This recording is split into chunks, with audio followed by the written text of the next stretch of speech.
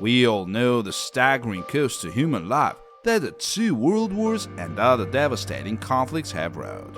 However, not all of history's wars have been violent. Today, we're going to tell you stories about surprising wars in which nobody died at all. But first, please subscribe to our channel to motivate us make even more interesting stories specially for you. This is Smart Stories channel. We tell stories that make you think. Whiskey War. The Whiskey War was a disagreement between Canada and Denmark that began in 1973 and finally ended in 2022. Yes, these two developed progressive nations were at war in your lifetime, and you did not even know it. Well, the dispute has been described as a pseudo-conflict. It centers around Hans Island, a tiny, resourceless, muffin-shaped island in the Arctic. So why the conflict? In 1973, Canada and Denmark created a border halfway between Greenland, part of Denmark, and Canada, but they could not agree on who should have Hans Island, so they decided to leave the question for later. In the decades that followed, both countries engaged in flag-raising stunts and even promoted their cause with adverts on Google. That is not to say the military was not involved at all. The Danish military raised its flag on the island in 2002, and Canada's defense minister visited in 2005. So why the spirited name? It seems the name, however, comes from a bottle of Danish brandy left on the island by a minister, which was followed by a bottle of Canadian whiskey. A series of tit-for-tat exchanges ensued over the decades until 2022, when both sides reached a peaceful agreement to divide the island. Turbot War. In 1995, Canada was also in conflict with Spain. This time, their militancy was motivated by something more mundane than a border dispute: fishing rights. Advances in fishing technology, such as larger nets and refrigerated holds, made overfishing a real danger in the second half of the 20th century.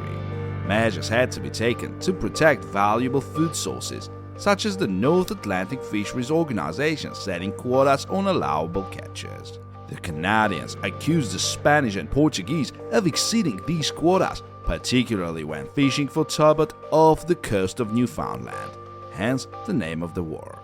Surprisingly, this war was actually more aggressive than the Whiskey War. On March 9, 1995, the Canadian Coast Guard opened fire on and captured a Spanish trawler, an act the EU Fisherman Commissioner described as organized piracy. No one was hurt, but the Canadians followed this by cutting the nets off a Portuguese ship and two more Spanish vessels in the same area. As hostilities increased, a Spanish warship was even sent to protect the country's fishermen.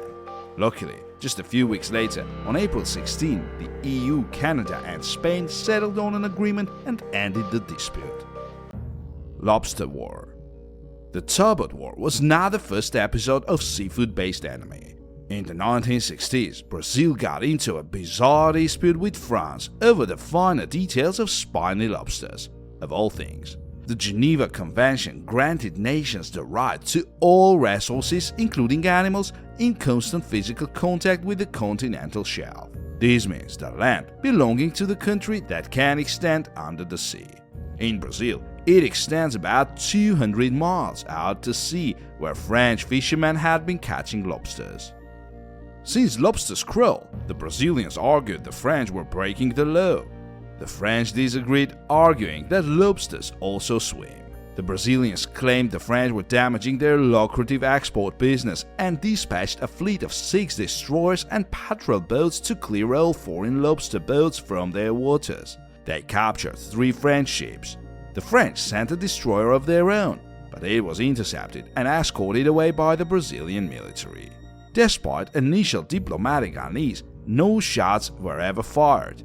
Most of the action took place in 1963, but the conflict is generally considered to have begun in 1961. It ended with an agreement on December 10, 1964. 335-Year War. The 335-Year War was a war between the Netherlands and the Isles of Scilly off the coast of Cornwall, UK, which lasted, you guessed it, 335 years. Miraculously, it never escalated during that time into an active conflict.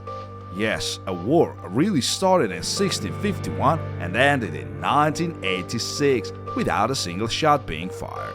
An offshoot of the English Civil War, it started when the Dutch Navy demanded reparations from royalist forces for the ships they'd lost backing the parliamentaries. With mainland England under parliamentarian rule and the royalists forced to flee to the Scilly Islands off the coast of Cornwall, the Dutch saw no reason to declare war on the whole of England when their demands went unmet.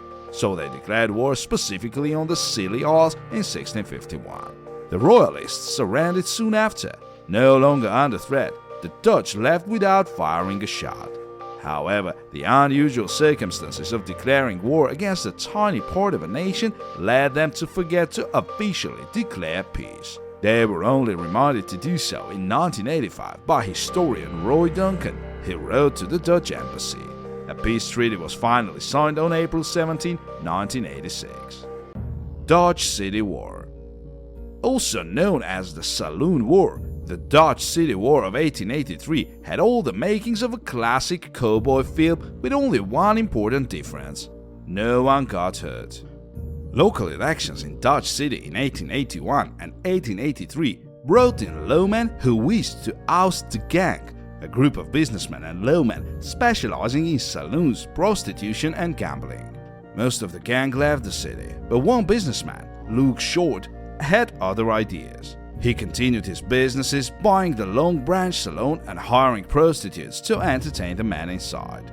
The ladies were promptly arrested by local officials, and Short was angry because similar establishments that supported the new lawmen were left alone. Short exchanged fire with a city clerk, but neither was injured, and Short and his friends were kicked out of town.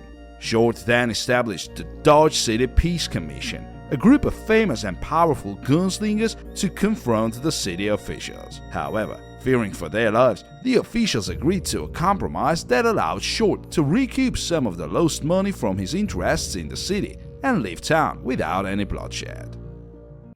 McGowan's War. McGowan's War took place in British Columbia, Canada in 1859. It is named after an American, Edward McGowan, who was a gold prospector in the area. He had a somewhat murky past, having been involved in a bank robbery back in the US while he was a police superintendent. He had also been charged with murder, but was acquitted. Like the Dutch City situation, petty disputes led McGowan to challenge the local authorities. Such was his power and influence over the 30,000 Americans in the area that some historians believe the colony could have been annexed and removed from the British Crown's control. A handful of British soldiers were sent in to keep the peace. On the way, they were shot at by an American sentry. Hearing the shots, but unable to see where they were landing, the soldiers did not engage. The choice would de-escalate the situation and bring peace to the region. The only casualties were the reputations of McGowan and his men. Aroostook War. Also known as the Pork and Beans War, the absurd Aroostook War featured fistfights and the battle interrupted by a bear. Fought between the US state of Maine and the British-Canadian province of New Brunswick from 1838 to 1839, it emerged from a border dispute following the end of the American Civil War. Americans and Canadians both flocked to the disputed area known for its timber. One man who moved there successfully was John Baker. Baker occupied land claimed by the British, declared the area an American republic, and attempted to organize a government there.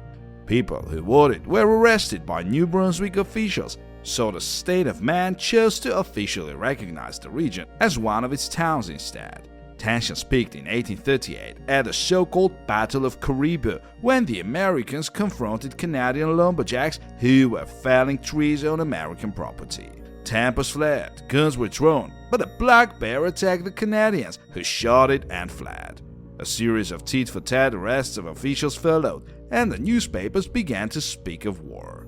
Things escalated to the point that 50,000 US troops were sent to the area. However, diplomats on both sides were able to come to an agreement before any lives could be lost in battle. Red River Bridge War. In 1931, Texas and Oklahoma entered a spat over a new bridge across the Red River, which they actually built together. The owners of a toll bridge nearby obtained an injunction stopping the new bridge from opening, leading Texas Governor Rose Sterling to have barricades put up to prevent the new bridge from being used. However, an executive order from Oklahoma Governor William Murray demanded that the bridge be opened. What followed was a strange series of exchanges by both sides involving the Texas Rangers, Oklahoma Guardsmen, a declaration of martial law, and Murray showing up at the bridge armed with an antique revolver. Eventually, the Texas injunction was dissolved on August 6, 1931, and the situation ended without violence. Honey War. Like the Aroostook War, the Honey War centered around disputed land. This time the parties were Missouri and Iowa. The name comes from some valuable honeyfield trees in the region, which were destroyed early in the conflict. The main events began in 1939, when a Missouri tax collector was arrested by the Lowens. Missouri responded by sending its military to the area, and Iowa raised a volunteer militia to meet them. The situation escalated as Missouri soldiers were accused of stopping and searching innocent Lowens and accusing them of spying. With tension rising, the federal government was forced to make a call about where each state's jurisdiction began and ended in the region. They stuck with the Sullivan Line, which legal documents had often used as the northern boundary of Missouri. Later, locals would learn to sing a poem about the pointless conflict to the tune of Yankee Doodle. Sumter-Ung-Chu Standoff. The Sumter-Ung-Chu Standoff happened in 1987 between the Indian Army and the Chinese People's Liberation Army. It brought India and China very close to an all-out war, but Indian diplomacy and caution avoided such a tragic outcome. In 1984, India set up an observation post on the bank of Sumter-Ung-Chu as part of their efforts to increase security. 2 years later, an Indian patrol station there would find 40 Chinese building structures in the region. Soon, 200 more Chinese arrived and constructed a helipad. Efforts to persuade the Chinese to withdraw were rejected, so India airlifted troops to the region. In response, the Chinese premier warned India that China would teach them a lesson. The Indians would not budge either. They declared the region around Sumter-Ung-Chu a state of their own. China considered this a provocation and moved troops to the Indian border. The global press began to predict war. Soon, vast numbers of Indian and Chinese soldiers would be practically face to face. However, in 1987, India's Minister of External Affairs visited Beijing with a clear message that India did not want to aggravate the situation. China agreed to talk it out, and the deployment of troops to the disputed region was de-escalated. Later, the Indian Prime Minister would visit Beijing as a sign of respect, being the first to do so since 1962. This was the last story for today. Thanks for being with us. Don't forget to like this video if you really liked it and subscribe to our channel. See you soon.